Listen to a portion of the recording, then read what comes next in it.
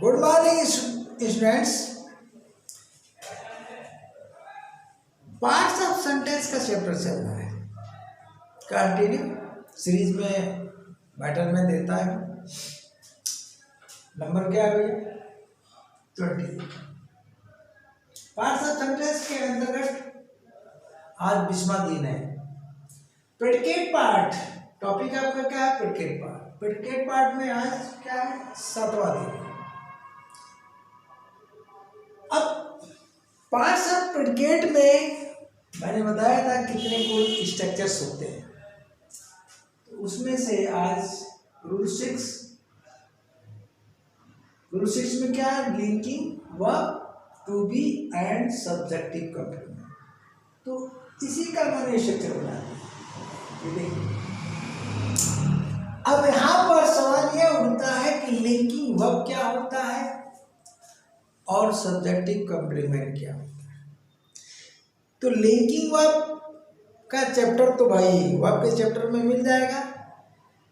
Linking verb की definition कहाँ मिलेगी? वर्ब के चैप्टर में, ठीक है जी। लेकिन फिर भी मैं आपको हिंट कर दूंगा, लिंकिंग वर्ब वह क्रिया होती है जो दो पार्ट्स ऑफ स्पीच को जोड़ती है, जो दो पार्ट्स ऑफ स्पीच को जोड़ती है। अब उसमें से एक पार्ट ऑफ स्पीच क्या बनेगा? सब्जेक्ट बनेगा। दूसरा पार्ट ऑफ स्पीच क्या बनेगा? Subjective complement. ठीक,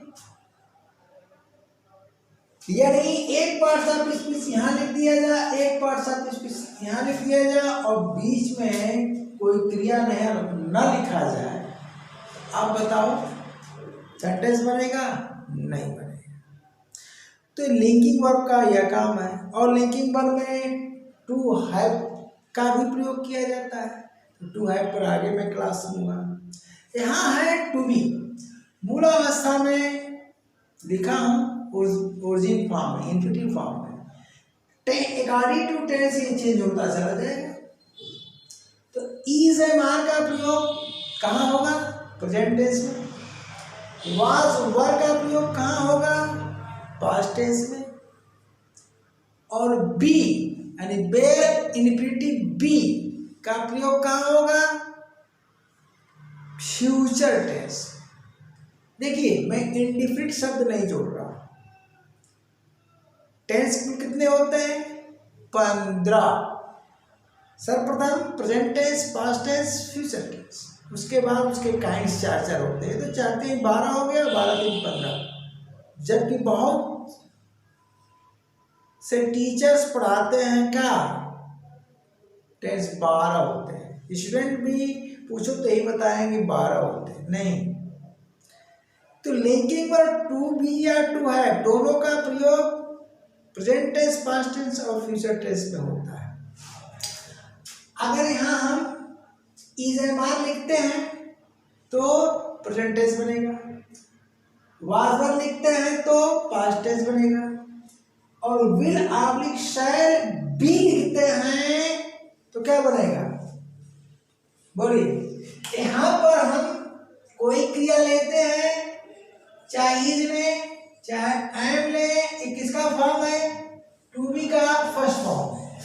इसके लिए आप कहाँ इन डिटेल पढ़ना है तो वर्ब के चैप्टर में जाइए, लिंकिंग वर्ब टू बी पढ़िए। बहुत विधिवत पढ़ाया हूँ, डिफिनीशन दिया हूँ, एग्जाम्पल दिया हूँ। एक वीडियो में तो केवल डिफिनीशन ही डिफिनीशन है, फंक्शन है, और एक में क्या है? सिर्फ एग्जाम्पल्स। मैं लिंक लगा दूंगा। लेकिन अगर आप स्टूडेंट बन गए हो मेरे तो लिंक खोलने की क्या जरूरत है? लिंक से खोलने की जरूरत नहीं है। आप सीधे सीधे क्या करो? प्लेलिस्ट में जाओ। आप देखो ये है प्रेजेंट फॉर्म या प्रेजेंट टेंस कह सकते हो। ये प्रेजेंट यानी फर्स्ट फॉर्म में आता है, प्रेजेंट फॉर्म। तो इसका जो प्रयोग होगा किसमें जी?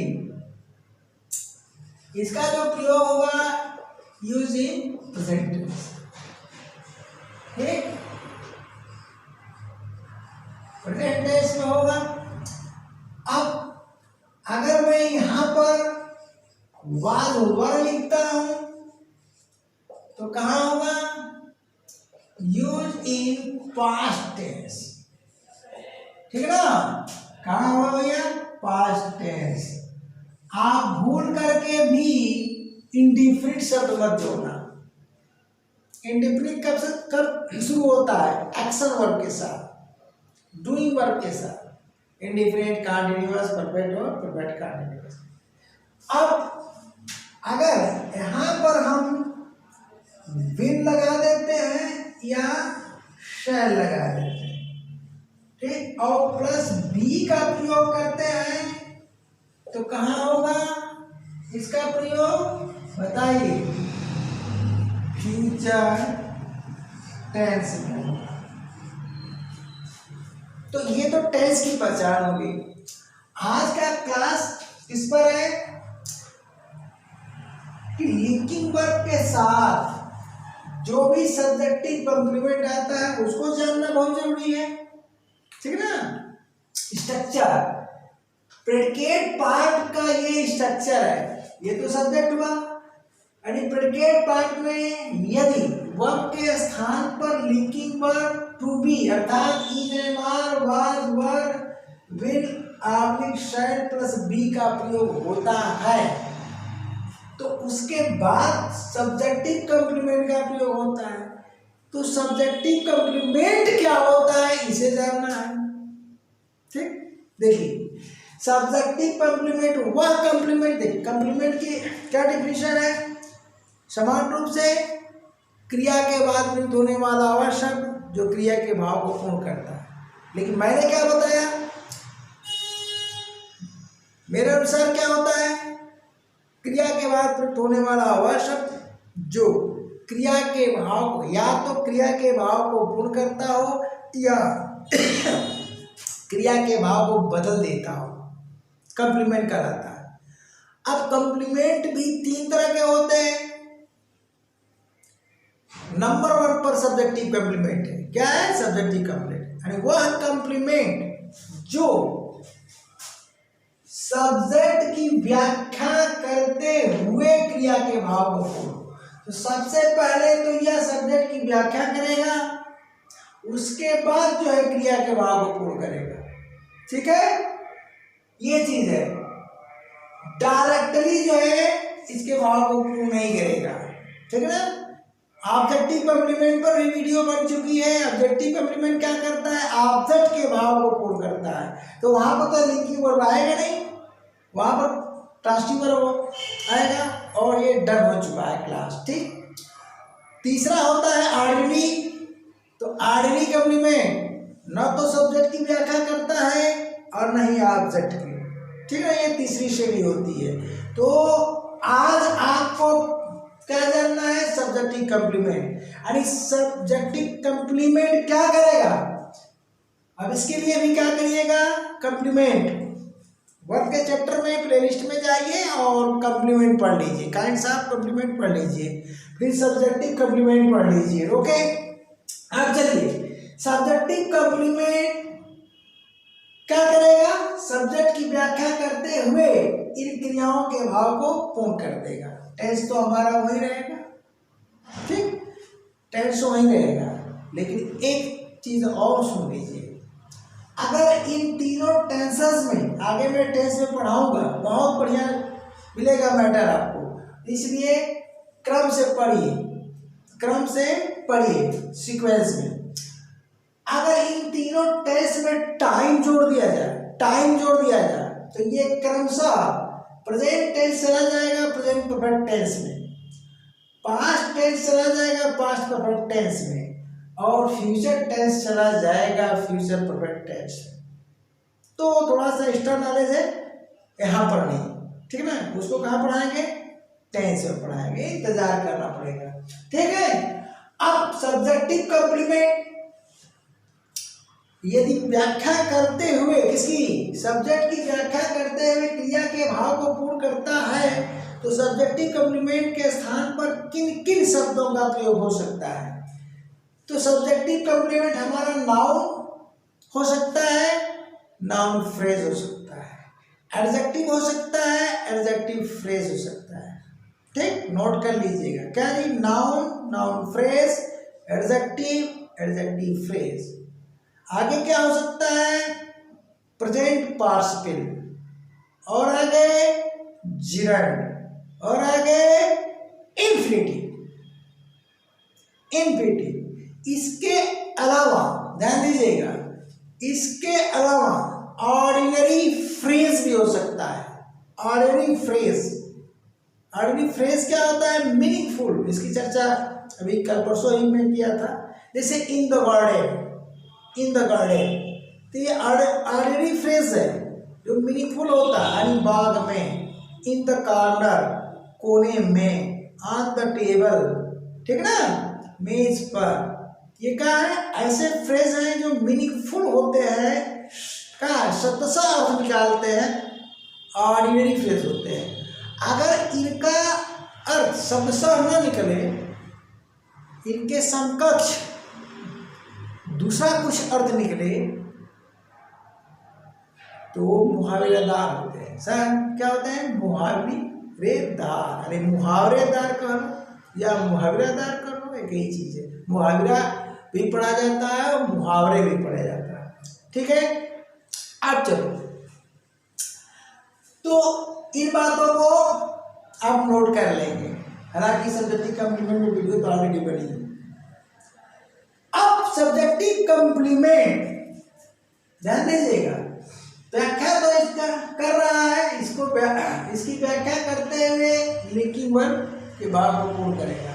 एक सवाल ये उठता है कि यहाँ पर लिंकिंग वर्ब क्या करती है। तो लिंकिंग वर्ब दो पार्ट्स ऑफ स्पीच को जोड़ते हुए, ध्यान दीजिएगा, दो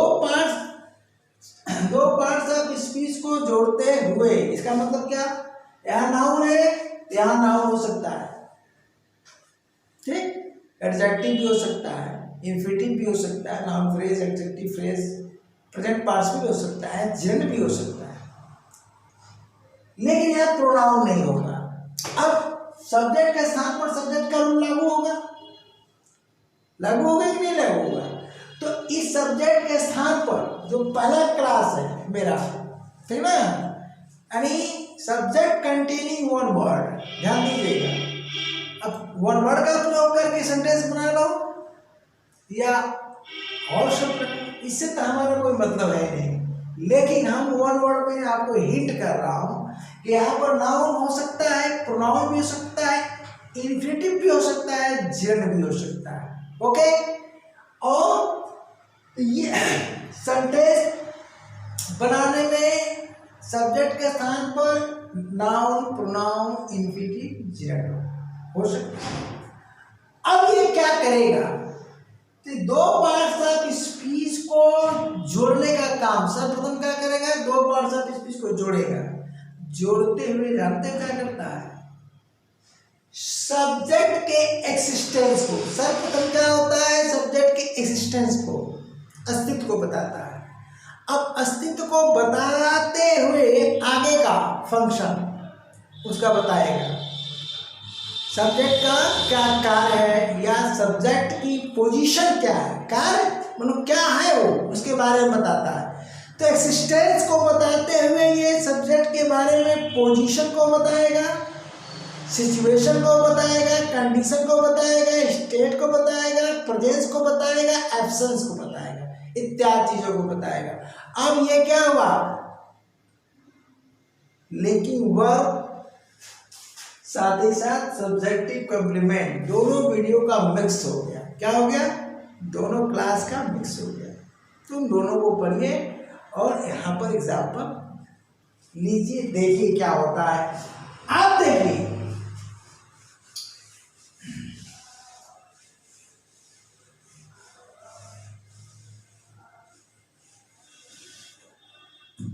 हम सबसे पहले नाउन लेते हैं, सब्जेक्ट के स्थान पर कोई नाउन, सिंगल वर्ड सब्जेक्ट हम देकर के एग्जाम्पल देंगे, क्योंकि सब्जेक्ट का चैप्टर क्लोज हो गया है। अब यहाँ पर हमने लिखा सोहन, क्या लिख दिया भैया, सोहन, ठीक है। तो रुक जाइए, थोड़ा सा इसको चटक कर दें भाई आपकी मदद के लिए। अब यहाँ पर मैंने लिख दिया नाउन सोहन, नाउन सोहन लिख दिया तो ये नाउन सोहन क्या है? अगर काइंड्स ऑफ नाउन में जाओगे तो प्रॉपर नाउन है, तो चाहे प्रॉपर नाउन लिखो चाहे कॉमन नाउन लिखो, कोई भी नाउन लिखो, कोई दिक्कत नहीं, उसी तरह का सेंटेंस बनेगा। लिख दो। अब हम प्रेजेंट टेंस में लेना चाहते हैं तो यहाँ पर क्या करते हैं, इज लिख देते हैं। सोहन क्या है, सिंगल नंबर नाउन है, तो उसके लिए क्या लगेगा, क्रिया इज का प्रयोग होगा। स्क्रीन पर भी ध्यान देना भैया, केवल बोर्ड नहीं। तो सोहन इज लिख दिया।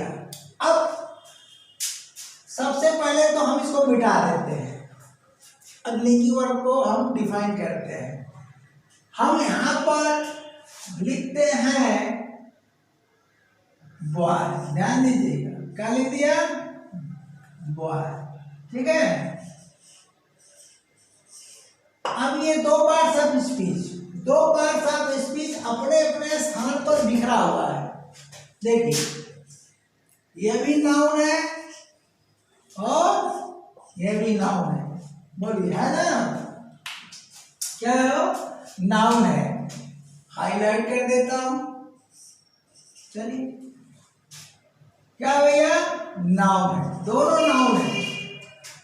अभी सेंटेंस नहीं बना है, अब इनके द्वारा सेंटेंस बनाना है तो इनको लिंक करने वाली क्रिया लगा लीजिए, बन जाएगा। अब यहां पर एक्शन वर्ब लेकर के भी बनाया जा सकता है, ऐसा है कि नहीं कर लिंक करके ही बनेगा। एक्शन वर्ब जैसे सोहन बीट्स द बॉय, तो अब बताइए अगर हम लिखते हैं कि सोहन बीट्स द बॉय या बेट द बॉय, पास्ट इंडिफिनिट हो जाएगा।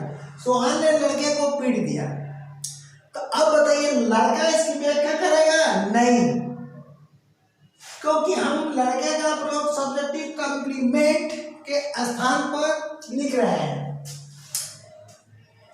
तो सब्जेक्टिव कॉम्प्लीमेंट तभी प्रयुक्त होता है जब क्रिया हमारी लिंकिंग वर्ब होती है। तो बॉय को हम ऑब्जेक्ट न बना करके, जैसे हमने बोला कि सोहन बेट द बॉय, सेंटेंस बन गया, सोहन ने लड़के को पीट दिया, ठीक ना, तो ये स्ट्रक्चर नहीं यूज होगा, तब तो ये ऑब्जेक्ट हो जाएगा और यहाँ पर जो क्रिया है वो ट्रांसिटिव वर्ब हो जाएगा। देखिए तो इस कंडीशन में बेट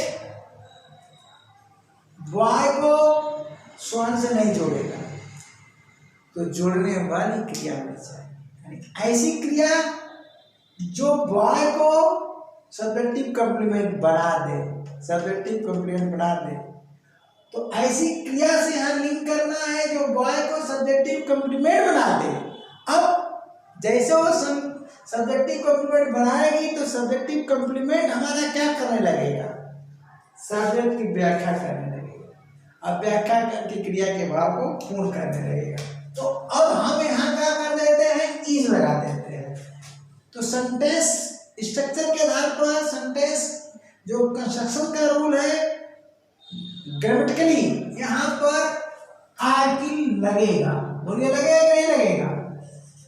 अब यहाँ फुल स्टॉप कर दीजिए। अब बताइए जोड़ा कि नहीं जोड़ा, तो सबसे पहले क्या बताया है भाई, सब्जेक्टिव कॉम्प्लीमेंट के स्थान पर हम नाउन का प्रयोग कर दिए। ये क्या कर रहा है, Sohan is a boy, Sohan एक लड़का है, यानी सोहन का अस्तित्व क्या है, लड़के के रूप में है। तो अब बोलिए यह लिंकिंग वर्ब जो है किसको डिनोट कर रही है, एक्सिस्टेंस, किसके एक्सिस्टेंस को, एक्सिस्टेंस अस्तित्व, किसके अस्तित्व को, सोहन के अस्तित्व को ये बता रही है। और बॉय क्या कर रहा है, बॉय जो है सोहन की व्याख्या कर रहा है।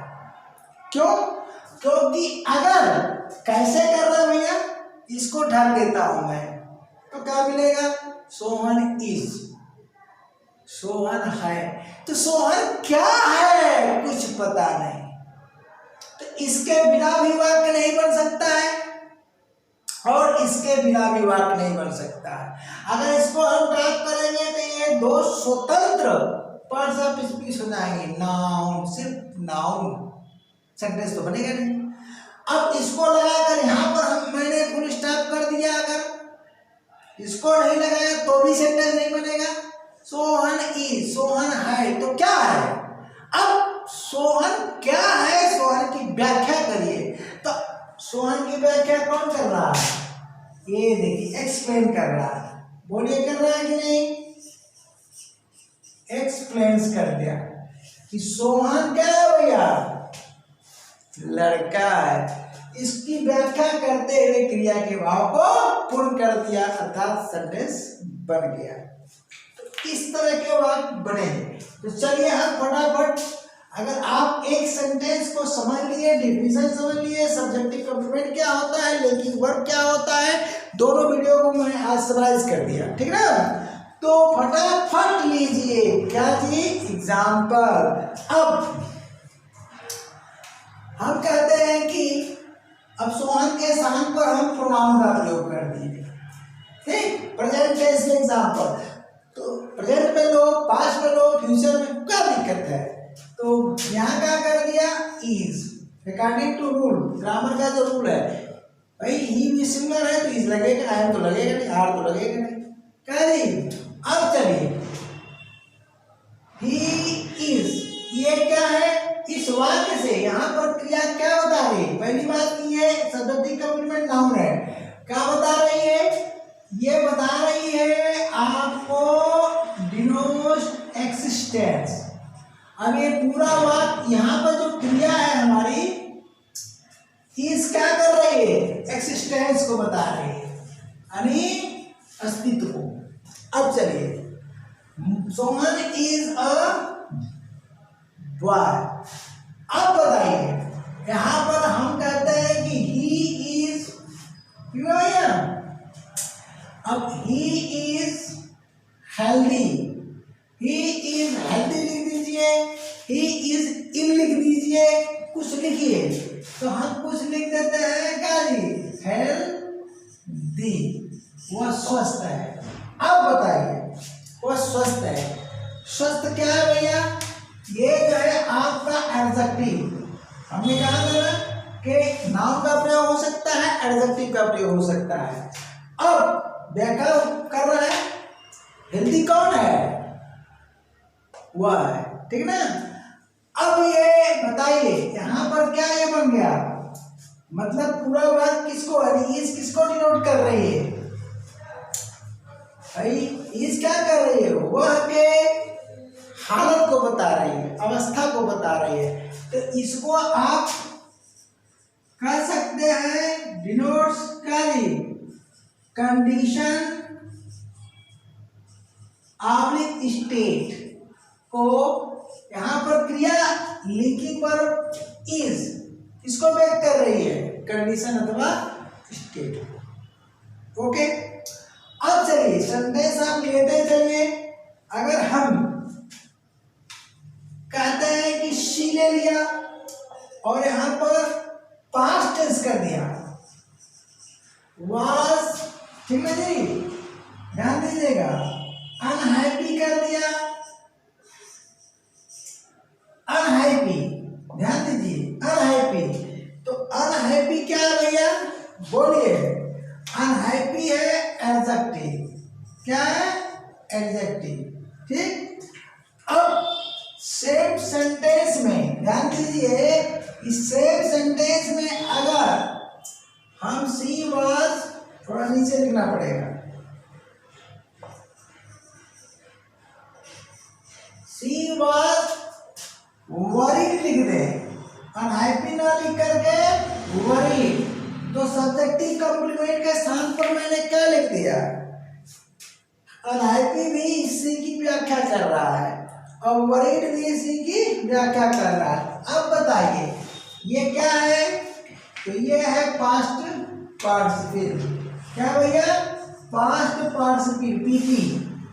तो पास्ट पार्टिसिपल भी एडजेक्टिव का ही कार्य करता है, ठीक ना?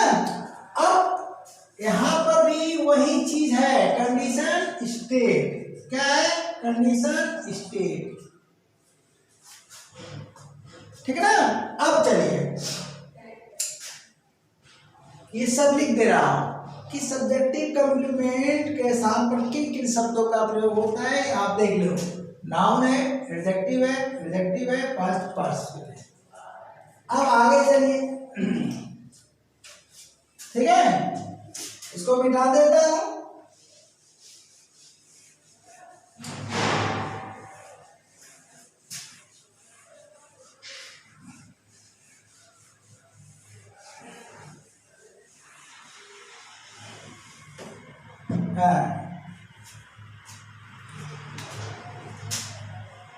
अब यहां पर मैं लिख देता हूं कि देखिए he is a doctor, क्या लिख दिया, a डॉक्टर, प्रेजेंट टेंस, वह एक चिकित्सक है, तो बताइए किसको व्यक्त कर रहा हुआ, पोजीशन को।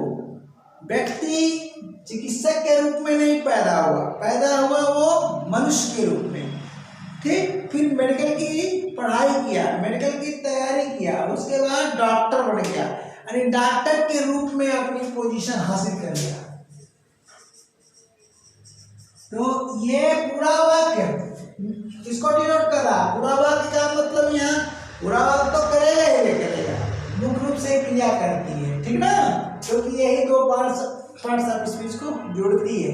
तो डिनोट्स बोलिए पोजीशन, किसकी पोजीशन भैया, ही की, ये चीज हो गया। अब फिर यहाँ पर डॉक्टर क्या है, बोलिए नाउन है, ओके। अब हम नाउन फ्रेज भी दिखा देते हैं, ठीक। ही इज, देखिए ही इज अ लीडर, क्या, लीडर, ठीक है, लीडर, वह एक नेता है, अब यहां भी क्या है भैया, नाउन। अब इसमें लगा दीजिए आप कोई पॉसेसिव एडजेक्टिव, अरे नाउन के पहले कुछ भी जोड़ोगे तो फ्रेज कहलाएगा, तो क्या हो जाएगा, फिर हम दोबारा लिख देते हैं, क्या भैया, इज, डिटरमिनर लगना है, ठीक है भैया। तो डिटरमिनर के लिए सब्जेक्ट पार्ट में जाएंगे, तो आज की और के स्थान पर मैं क्या कर देता हूं, डिटरमिनर माई का लिख करके हम आवर कर देते हैं, हम सबका, ये देखिए लीडर। तो मुख्य शब्द हमारा क्या है, नाउन है, यहां से ले लिया और इसमें पॉसेसिव एडजेक्टिव लगा दिया, तो अब ये हो गया हमारा क्या जी, नाउन फ्रेज हो गया, ठीक है ना, नाउन फ्रेज। अब बताइए ये सब भी क्या है, पोजीशन को ही बता रहा है, किसको बता रहा है, पोजीशन को, ठीक है। तो ये पोजीशन है, कंडीशन है, स्टेट, इसके लिए तो आप लेकिन पर पड़ जाओ, ठीक है। अब चलते हैं आगे, नहीं तो वीडियो क्या हो जाएगी, बहुत बड़ी हो जाएगी। चले, हाँ, एडजेक्टिव फ्रेज की बात, तो हम कहते हैं कि अब यहाँ पर हम पास्ट टेंस लेते हैं, तो पास्ट टेंस लेंगे तो दे के साथ क्या बनेगा, क्या लगेगा, वर लगेगा, देवर, ठीक ना, हैप्पी, ठीक है जी, हैप्पी। अब हैप्पी में क्या है, कंडीशन स्टेट, वे क्या प्रसन्न थे, अब बताओ ये क्या हुआ, यह हुआ एडजेक्टिव, तो ये क्या है आपका, हाँ, ये है डिनोट्स कंडीशन ऑब्लिक स्टेट, अवस्था को बता रहा है।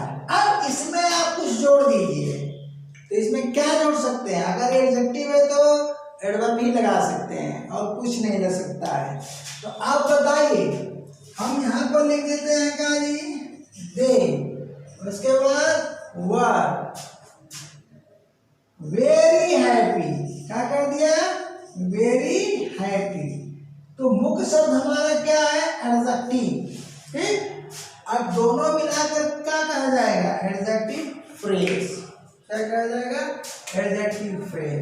तो लिख लीजिए एडजेक्टिव फ्रेज।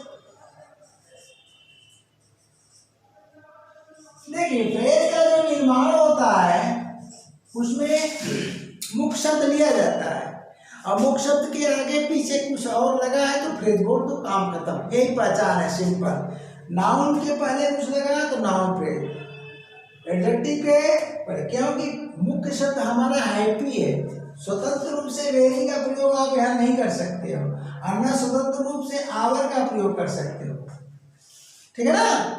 ये आप लिख दो कि ही इज आवर, और यहाँ लिख दो कि दे वर वेरी, बिल्कुल सेंटेंस नहीं बन सकता है। तो मुख्य शब्द के नाम पर ही वो उसका नाम पड़ेगा। मुख्य शब्द हमारा क्या है, देखिए यहाँ पर लीडर दिखाया, तो इसी में मैंने जोड़ दिया, ठीक ना। ये फ्रेज नहीं है, ठीक ना, यह फ्रेज नहीं है। तो अब चलिए,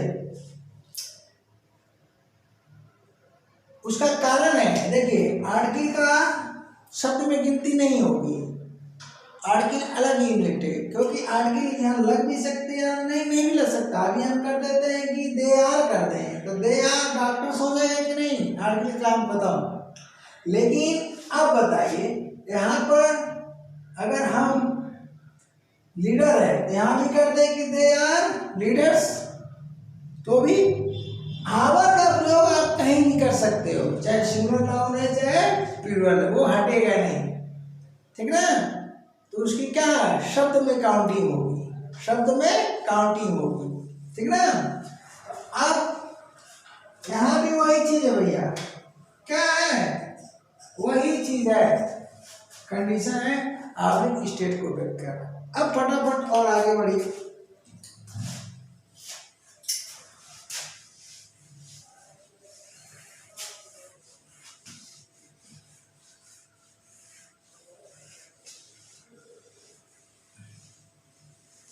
आप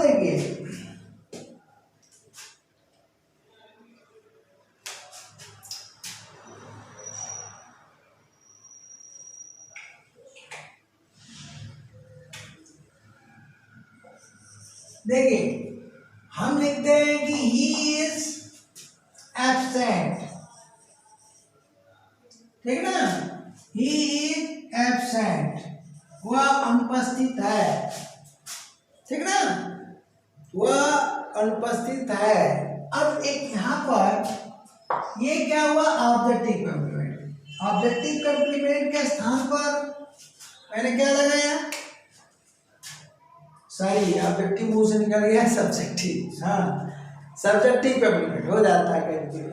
तो यहाँ पर हम क्या लिखेंगे, बोलो, सब्जेक्टिव कॉम्प्लीमेंट आपका क्या, एडजेक्टिव, ठीक। अब चलिए, वह अनुपस्थित है, वह अनुपस्थित है, यह एक कॉम्प्लीमेंट है, और वह कॉम्प्लीमेंट है सब्जेक्टिव कॉम्प्लीमेंट, शॉर्ट में लिख दिया। एडिशनल कॉम्प्लीमेंट भी आ सकता है, आ सकता है, क्या कर देते हैं भैया,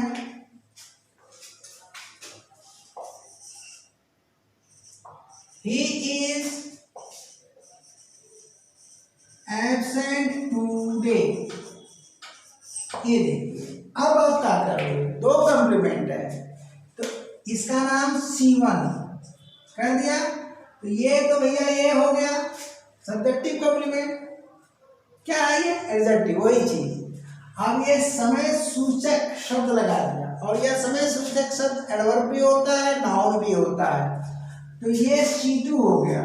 अब सवाल ये उठता है कि C2, अब देखो टुडे क्या ही की व्याख्या कर रहा है, नहीं, क्रिया के भाव को आगे बढ़ा रहा है। यहाँ क्या अर्थ है, वह आज अनुपस्थित, यहाँ पर है कि वह अनुपस्थित है, यहाँ क्या कर रहा है जी, वह आज अनुपस्थित, यानी क्रिया के भाव को क्या कर रहा है, ये भी ट्रू कर रहा है। लेकिन यह क्या है, ऑर्डिनरी कंप्लीमेंट। ठीक, ऑर्डिनरी कंप्लीमेंट। मुख्य कंप्लीमेंट हमारा देखिए, ऑर्डिनरी कंप्लीमेंट, मुख्य कंप्लीमेंट हमारा सब्जेक्टिव है। ठीक, और टॉपिक भी हमारा सब्जेक्टिव है। क्यों? अगर आप इसमें से, ध्यान देना, अगर आप इसमें से सब्जेक्टिव कंप्लीमेंट हटा दोगे, देखो सेंटेंस बनेगा, ही इज टुडे, वह आज है, वह आज है। गलत हो गया ना, रॉन्ग हुआ कि नहीं हुआ? तो ये अतिरिक्त कंप्लीमेंट भी आ सकते हैं। वह अतिरिक्त कंप्लीमेंट क्या होगा, बोलो? ऑर्डिनरी होगा।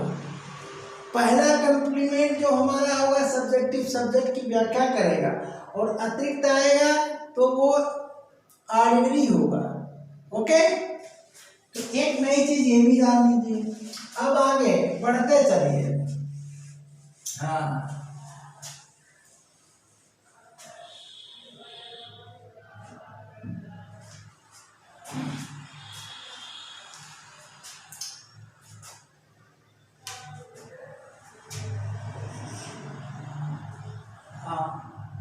फ्यूचर टेंस में भी एक आध वाक्य दे देते हैं।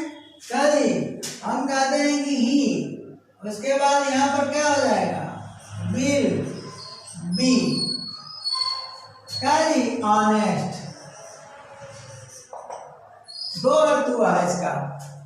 वह ईमानदार बनेगा, एक अर्थ। क्रिया बी है भैया, क्रिया बी मेन वर्ब के स्थान पर आ रही है, तो बी का मतलब होना, रहना, बनना, होना, रहना, बनना।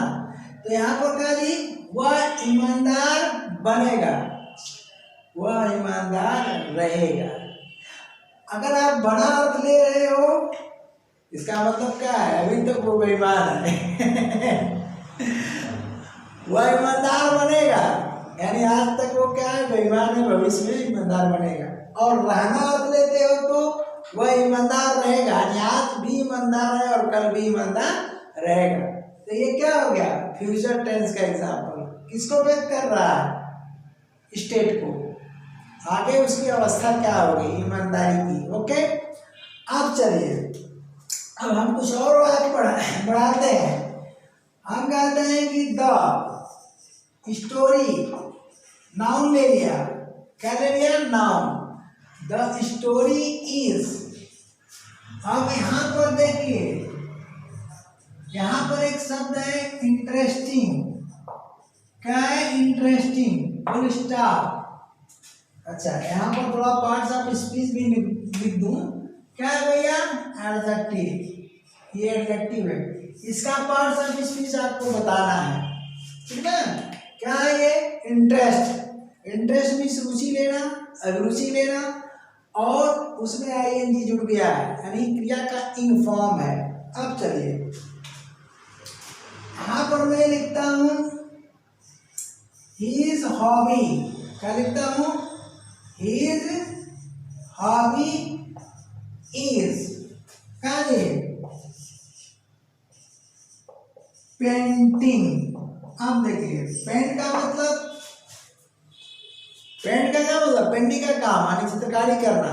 यहाँ पर क्या होगा, आईएनजी फॉर्म। तो यहाँ ये क्रिया का इंग फॉर्म है, ये क्रिया का इंग फॉर्म है, और यहाँ भी क्रिया का इंग फॉर्म है। ध्यान दीजिएगा, दोनों फॉर्म क्या सेम है, नहीं। तो पता करिए, पता करिए। देखिए, अगर सब्जेक्टिव कॉम्प्लीमेंट के स्थान पर आईएनजी फॉर्म है तो आप क्या करोगे, एक बार व्हाट लगाकर क्वेश्चन कर लो, एक बार हाउ लगाकर। किसके साथ, सब्जेक्ट के साथ। एक बार व्हाट, एक बार हाउ। अब यहां लगाओ, क्वेश्चन करना है, ठीक है ना। तो जब व्हाट, इसके स्थान पर क्या करोगे, एक बार व्हाट लिख दो, एक बार हाउ लिख दो, दोनों पे बारी बारी, तो क्वेश्चन बनेगा। अब क्वेश्चन बनाने के लिए क्या करते हो, पहले एसनो टाइप यानी इज द स्टोरी करोगे, इज द स्टोरी फिर व्हाट्स रूम में लगा दो, इज हिज हॉबी फिर व्हाट्स रूम लगा दो। तो अब चलो व्हाट इज द स्टोरी, ध्यान देना, what is the story, story क्या है, स्टोरी क्या है। जवाब में नथिंग आया, कुछ भी नहीं, ठीक। अब चलो हाउ इज द स्टोरी, ठीक ना, हाउ इज द स्टोरी, जवाब में क्या आया भाई, प्रश्न कर रहे हो स्टोरी कैसी है, कैसी, जवाब क्या मिला, इंटरेस्टिंग। तो हाउ के जवाब में प्रेजेंट पार्टिसिपल मिलेगा, क्या मिलेगा, प्रेजेंट पार्टिसिपल मिलेगा। अरे हाउ इज द स्टोरी, प्रश्न हुआ, उत्तर क्या मिला, इंटरेस्टिंग। स्टोरी कैसी है, तो जवाब मिला इंटरेस्टिंग, रुचिकर। अब चलो व्हाट इज हिज हॉबी, उसकी हॉबी क्या है, उसकी रुचि क्या है, जवाब मिल जाएगा पेंटिंग, जवाब मिल जाएगा पेंटिंग। तो ये हो जाएगा क्या जी, जिरंड, क्या हो जाएगा, जिरंड। अभी मैंने बताया था, मौखिक बताया था कि सब्जेक्टिव कंप्लीमेंट के स्थान पर प्रेजेंट पार्टिसिपल का भी प्रयोग होता है, जिरंड का भी प्रयोग होता है ना, मैं दिखा दिया। लेकिन इसमें कंफ्यूजन होता है, अब ये किसके जवाब में मिला भैया, बोलिए, ये हाउ के जवाब में मिला, ये हाउ लगा करके आप प्रश्न करोगे, और यहाँ का जी व्हाट। अब यहाँ अगर हाउ लगाओगे, हाउ इज हिज हॉबी, उसकी रुचि, अभी रुचि कैसी है, नथिंग, आंसर में कुछ नहीं मिलेगा। तो व्हाट के जवाब में जिरंड मिलेगा, यही पहचान है, और हाउ के जवाब में क्या मिलेगा, प्रेजेंट पार्टिसिपल। ओके, अब आगे बढ़ते हैं, चलते हैं भाई। देखिए वीडियो थोड़ी सी लंबी होगी लेकिन बहुत मजेदार है, पूरा लिंकिंग वर्ब के साथ साथ सब्जेक्टिव कंप्लीमेंट का दोनों को मिक्स करके मैं समराइज कर दे रहा हूँ, ठीक है। अब यहां देखिए,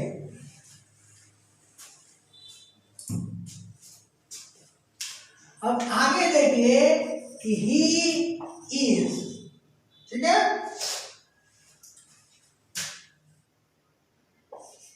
टू गो। अब यहां पर इन्फिनिटिव क्या है भैया, इन्फिनिटिव क्या बता रहा है, ट्रांसलेशन देखिए, वह जाने को है, वह जाने को है, यानी सिचुएशन की, सिचुएशन बस जाने ही वाला है, निकलने वाला है। तो पोजीशन मीन्स परिस्थिति, सिचुएशन में, सॉरी, पोजीशन मीन्स स्थिति और सिचुएशन मीन्स परिस्थिति। यहाँ स्टेट कंडीशन नहीं है, वह जाने को है, तो यहाँ पर क्या हुआ भैया, कहते ना, जाओ देखो उसकी क्या सिचुएशन है, अभी निकला कि नहीं निकला, ठीक ना। तो अब यहाँ पर क्या हो जाएगा, डिनोट सिचुएशन, डिनोट सिचुएशन, ये बड़ी इंपॉर्टेंट चीज है। बताइए क्या कर रहा है, व्याख्या ही कर रहा है ही की, बस जाने को है, बस घर से निकलने को है।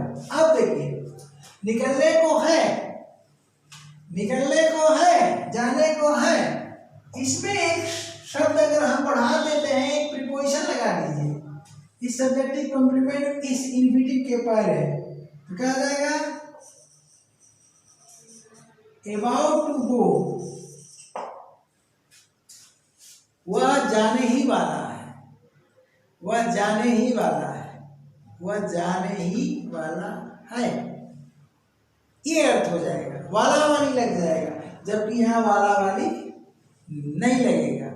हाँ, कुछ राइटर लिखे हैं, मैं भी पढ़ाता हूँ, लग सकता है, लेकिन दोनों में देखिए, वह जाने को है, वह जाने वाला है, अंतर क्या है? वह जाने को है। कार्य क्या होगा? कार्य क्या है? तुरंत होगा। और इसमें क्या है? वह जाने ही वाला है, वह जाने वाला है, वह जाने वाला है, ध्यान दीजिएगा। तो इसमें अनिश्चितता है, कार्य तुरंत नहीं होगा। हम कहते हैं ट्रेन खुलने को है, ट्रेन खुलने को है, तो इसमें बनेगा कार्य तुरंत होने वाला है, ठीक है ना। तो ये स्पेशल स्ट्रक्चर होते हैं, हम आगे पढ़ाएंगे आपको टेंस के बाद, ठीक है ना। तो अब चलिए, ये तो बस सिस्टम में है, याद आ जा रहा है तो बताता चला जा रहा हूँ।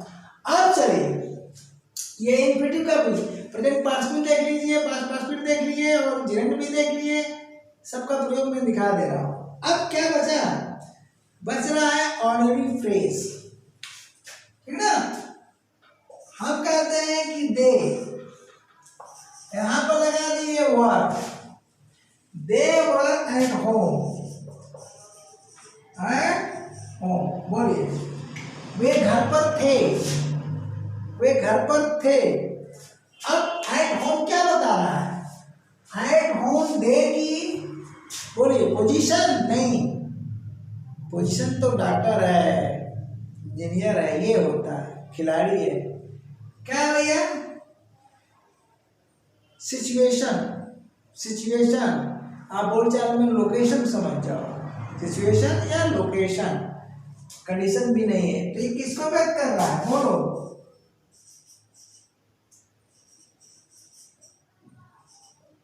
डिनोट्स क्या भैया? सिचुएशन।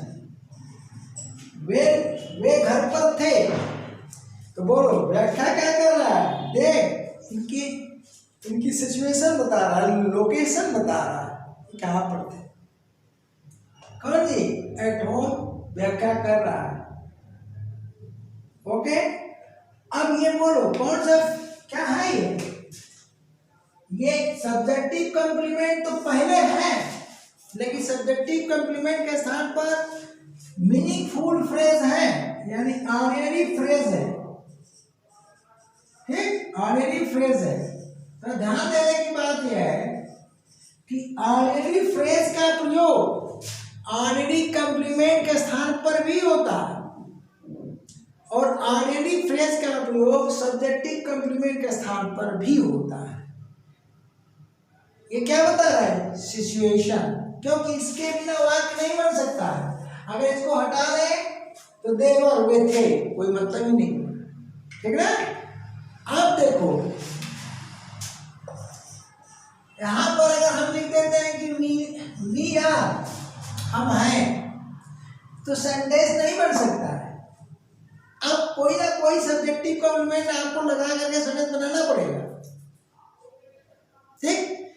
तो यहां पर भाई कुछ भी लगाओ, तुम नाउन लगाओ, प्रोनाउन तो लगेगा नहीं, नाउन लगाओ, नाउन फ्रेज लगाओ, एडजेक्टिव लगाओ, एडजेक्टिव फ्रेज लगाओ, इन्फिनिटिव लगाओ, ठीक है जी। बोलो प्रेजेंट पार्टिसिपल लगेगा ना? नहीं लगेगा।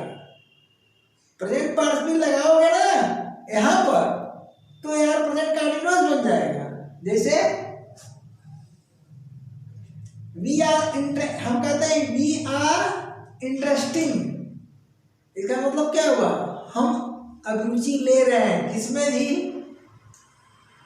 नावल पढ़ने में। गलत हो गया, तो यहाँ पर इंटरेस्टिंग लिख दोगे, क्योंकि सब्जेक्ट का भी ध्यान दे रहा है, तो प्रेजेंट पार्टिसिपल नहीं लगेगा, जेड में नहीं लगेगा, लेकिन इन्फिनिटिव लग सकता है। We are to left home, क्या लग सकता है भैया?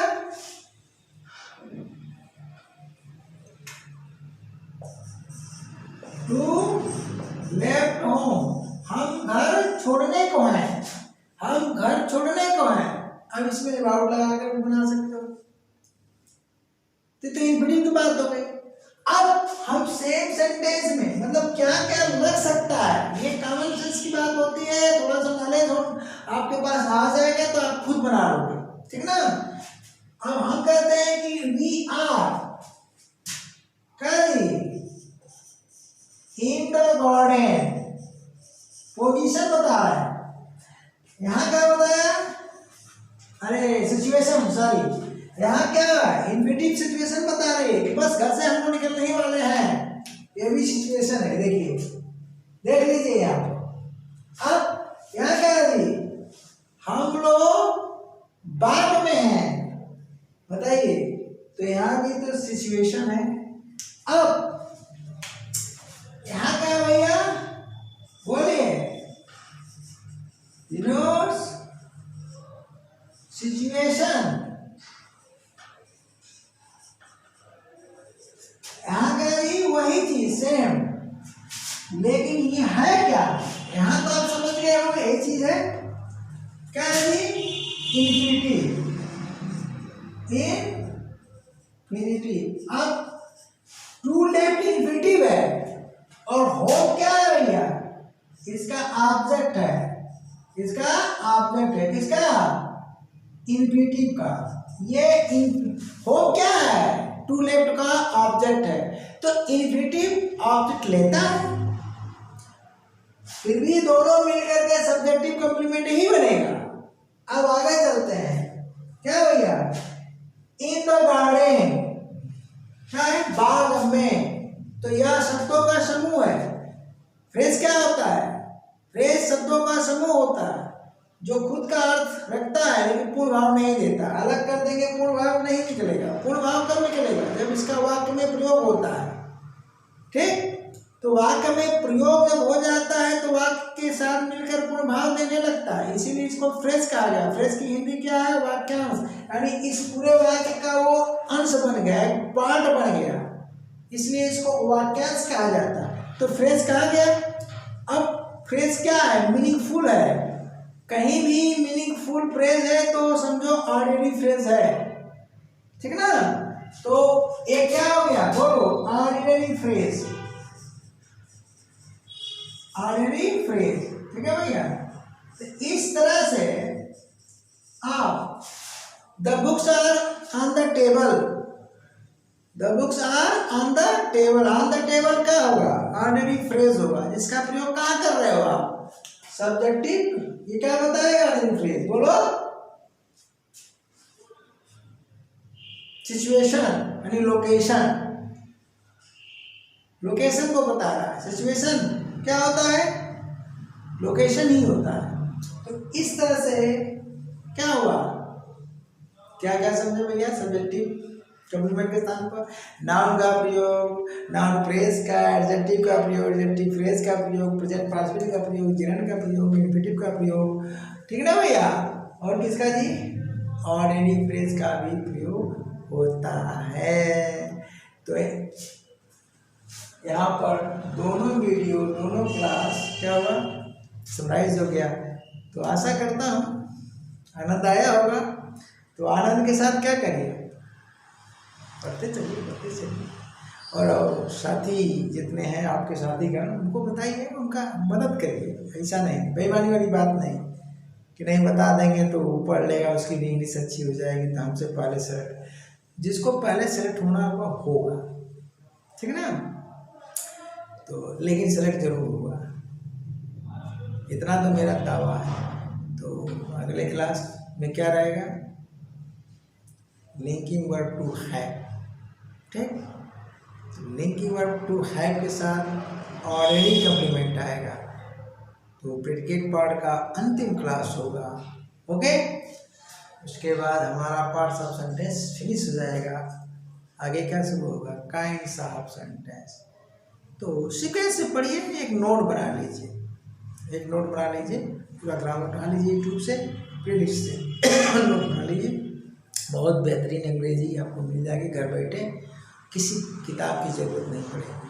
तो अगले क्लास तक के लिए क्या जी, tata bye bye, thank you.